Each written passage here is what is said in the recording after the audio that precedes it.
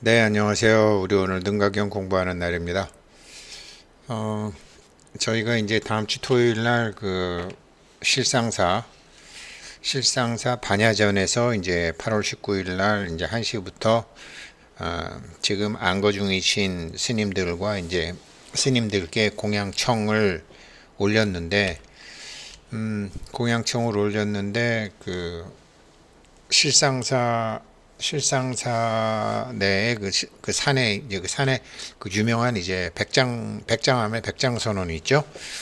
그러니까 백장선원에 안거 중이신 스님들하고 또 벽송사는 이제 물론 다 천왕봉 자락에 있는 거지만 이제 함양 쪽에서도 또 스님이 계시고 실상사에서도 계시고 그래서 어찌됐건 총 30분의 대중스님들께서 저희들의 승공을 받아주시기로 하셨어요.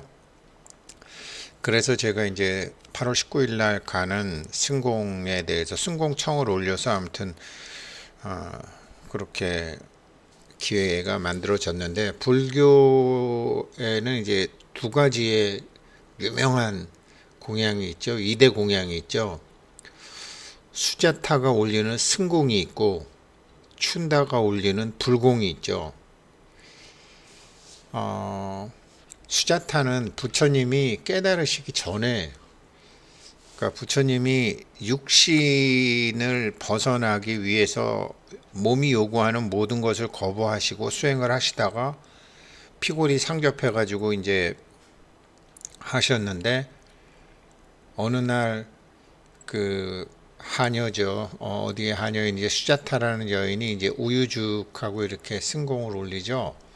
승공을 올리는데 그거를 깨달으시라고 저분이 누구신지 모르시면 나의 공양을 받고 깨달으셨으면 좋겠다라고 하는 승공이 있고요. 그래서 깨달으시죠. 그러니까 부처가 되기 전에 수자타는 올리는 거예요. 그 다음에 춘다는 이제 그 대장장이 춘다의 아들이죠. 뭐 돼지고기라는 설도 있고 돼지버섯이라는 설도 있고 돼지 감자도 있는데 아무튼 뭐 돼지고기가 맞을 것 같다는 생각도 해요. 부처님이 계속 이제 설사를 하시다가 이제 돌아가시는 거로 되죠. 그거를 이제 춘다가 이제 그거는 부처님께 올리는 거니까 춘다의 불공 두 가지 공양이 있죠.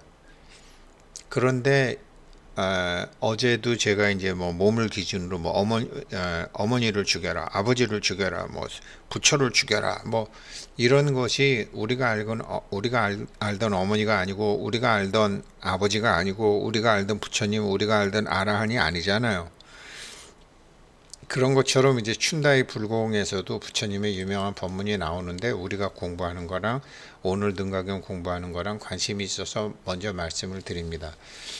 이게 부처님 제가 수자타 한번 쳐봤더니 뭐 이렇게 여러 가지 이렇게 저도 이제 도판 쫓아다니고 이제 도인들 만나 보면 이렇게 수행을 하다 보면 정말 별의별 사람들이 다 찾아온대요. 여기 있는 그림처럼 뭐 자기 아이를 데리고 와서 우리 아들이 뭐 우리 아들에게 축원을 해 주십시오. 뭐 그다음에 우리 엄마 아픈 엄마를 모시고 와가지고 내 꿈에서 내가 봤습니다. 뭐 우리 엄마를 위해서 한 말씀만 해 주십시오. 뭐 우리 어머니 병 좀 고쳐 주십시오. 뭐 여기 나와 있는 것처럼 내가 깨닫게 해 주십시오.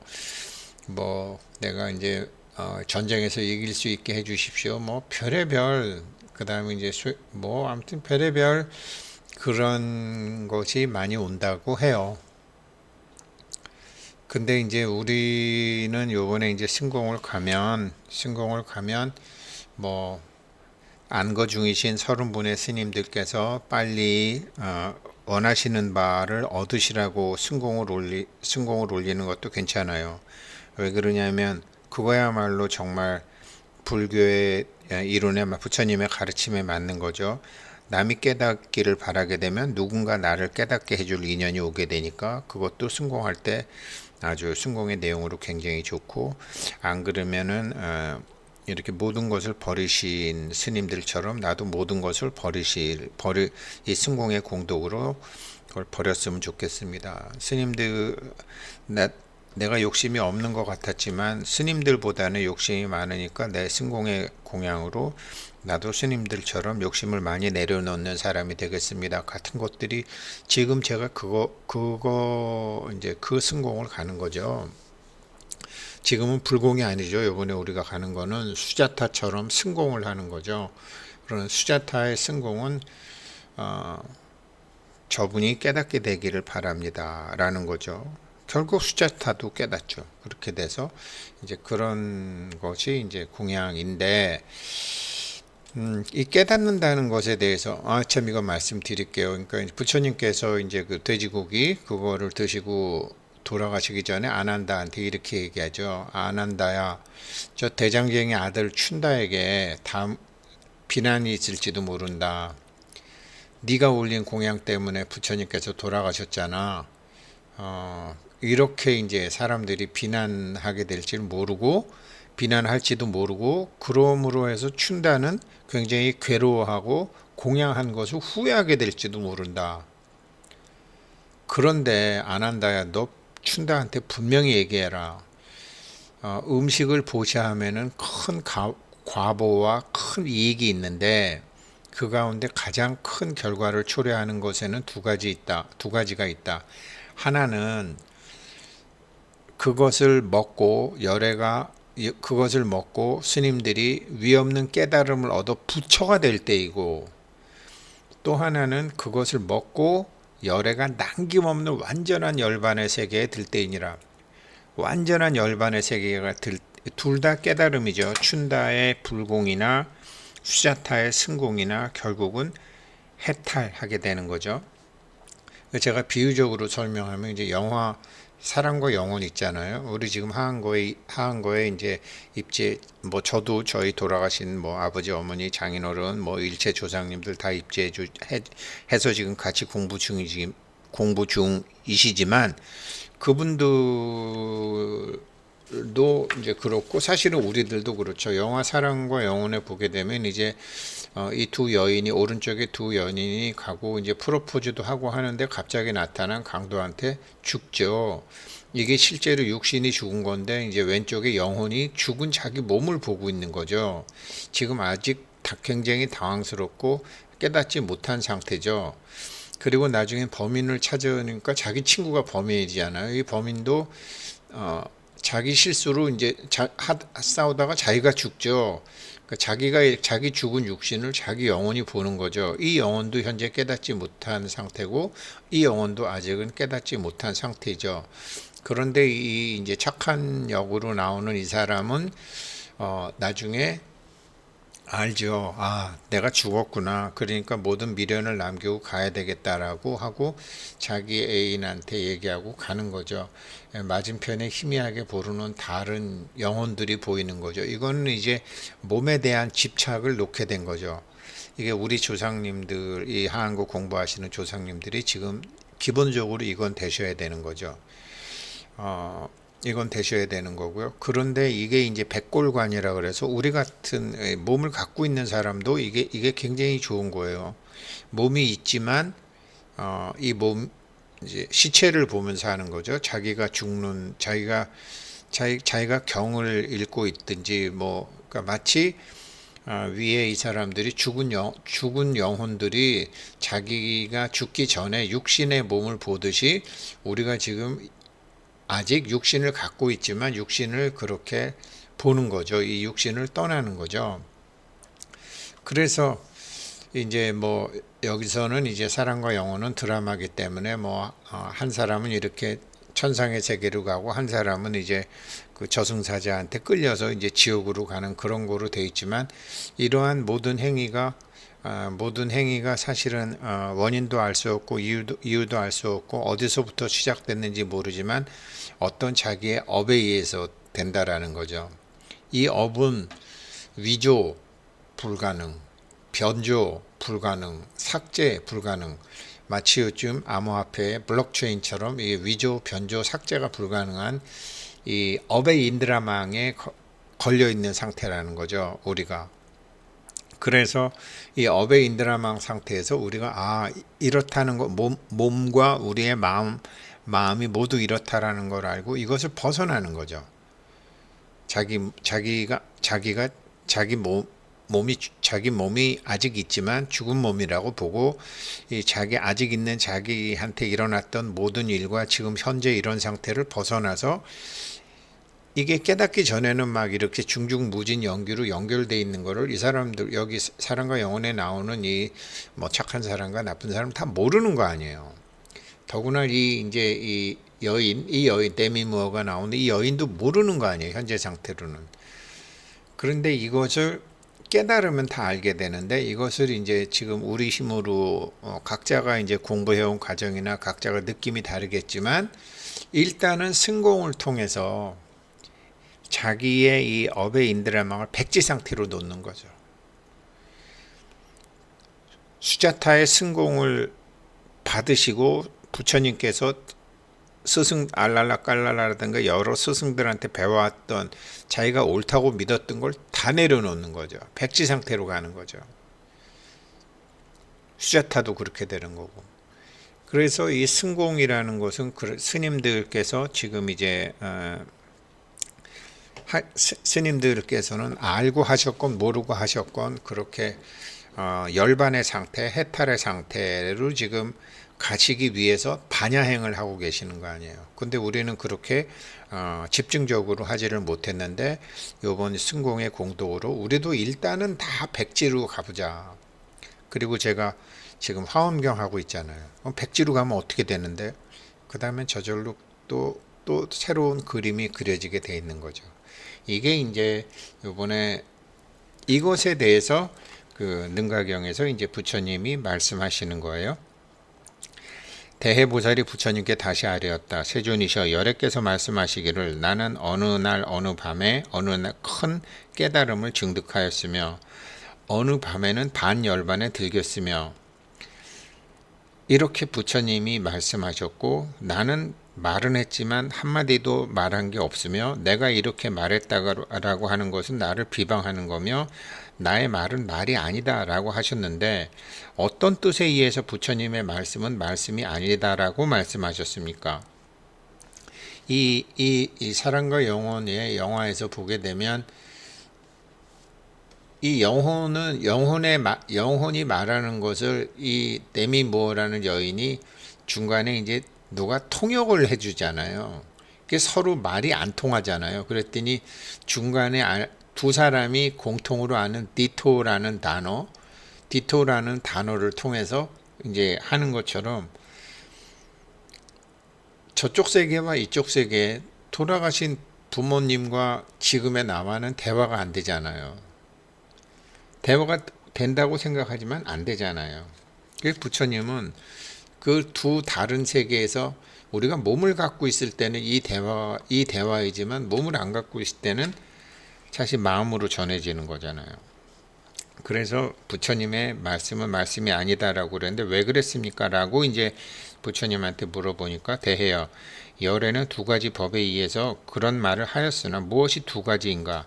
첫째는 자기 자신이 안으로 증득한 법에 의해서 그렇게 말하는 것이고 둘째는 머무는 법에 의함이니 나는 두 가지 법에 의해서 그와 같은 말을 하였다.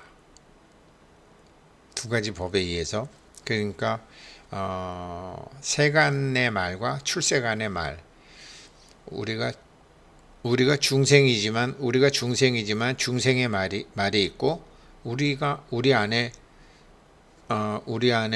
미완성 부처이지만 부처가 있잖아요. 근데 간혹은 내 안에 미완성 부처가 얘기를 해줄 때가 있잖아요. 그게 내면의 소리라고 하잖아요. 그래서 부처님은 우리들 자신에서도 내면의 소리와 자기의 목소리가 있는 것처럼 열애도 중생들한테 얘기할 때 중생들이 알아듣는 말로 할 때가 있고 입을 닫으시고 화엄경이나 원각경처럼 설하실 때도 계시죠. 그런데 그러니까 금강경에서 열애가 이렇게 말했다라고 얘기하는 건 나를 비방하는 거다. 대해요. 어떤 것이 두 가지가 있는데 어떤 것이 안으로 중독하는 법인가? 저 과거의 열애 부처님께서 증득하시는 법이니 나는 더하지도 덜하지도 않는 자신이 안으로 증득하는 경계를 각자 깨달아 언어로 분별하는 상을 떠났고 두 가지 명자를 떠났느니라. 어제 공부하 중에 어머니를 죽여라, 아버지를 죽여라 이러면은 한쪽만 아는 사람은 이게 뭐야 이렇게 되잖아요. 슈터 부다, 부처를 총으로 쏴라 그러면 이게 뭐야 이러잖아요. 가령 예를 들어서 성청스님 열반송에 내가 산채로 지옥에 떨어진다고 얘기했더니 이게 무슨 거 봐라, 니네가 불교 니네가 제일 깨달았다고 그러는 성철도 돌아가시기 전에는 그렇게 고백하고 죽지 않았느냐 이런 멍충이들이 있잖아요. 언어로 그렇게 분별을 하고 대해여 어떤 것이 그럼 본래 머무는 법인가? 대해여 말하자면 본래 다니던 길이 평탄한 거리니 비유컨대 금, 은, 진주 등의 보물이 그곳에 있는 것과 같다. 이게 법보장의 세계죠. 공덕장의 세계죠. 법의 창고죠. 대해여 그래서 이런 실바야해라고도 하는데 자기의 본성, 자기의 미완성 부처가 머물고 있는 그 법성의 본래 머무는 곳이니 거기서 여러 부처님 열애가 세상에 출현하시거나 세상에 출현하시 아니하거나 간에 법성, 법계의 법은 법의 제자리에 머물러서 법의 증득함이 상주함은 성의 본길과 같다. 말이 굉장히 어렵지만 화엄경으로 따지면 화엄경에서 부처님께서는 보리수 아래에 계시면서 몸은 그대로 계시면서 도리천, 도솔천, 야마천 같은 데 가서 법을 설하시는 거죠. 깨달으신 상태에서 그렇게 되는 거죠. 대해여 비유컨대 어떤 사람이 벌판의 들 가운데를 지나다가 본성에 평탄하고 바른 길을 보고 향하여 곧 성을 따라 들어가며 성에 들어가서는 여러 가지 쾌락을 누리고 여러 가지 일을 하는 것과 같다. 대해여 그대의 뜻에는 어떠한가? 저 사람이 이 길을 처음 만들고서 성을 따라 들어갈 것인가? 안 그러면 여러 가지 장엄을 처음으로 만든 것인가? 대보살이 부처님께 아뢰었다. 아니옵니다, 세존이시여. 그러니까 이 사람과 영혼을 얘기를 하면 지금 이 사람이 죽어서 이렇게 자기 먼저 죽고 있는 사람이 있는 천상의 세계로 이렇게 가는데 이 천상으로 가는 길이 원래 만들어져 있던 길이냐, 안 그러면 이 사람이 처음으로 만든 것이냐, 이 사람이 이런 상황을 처음으로 만든 것이냐.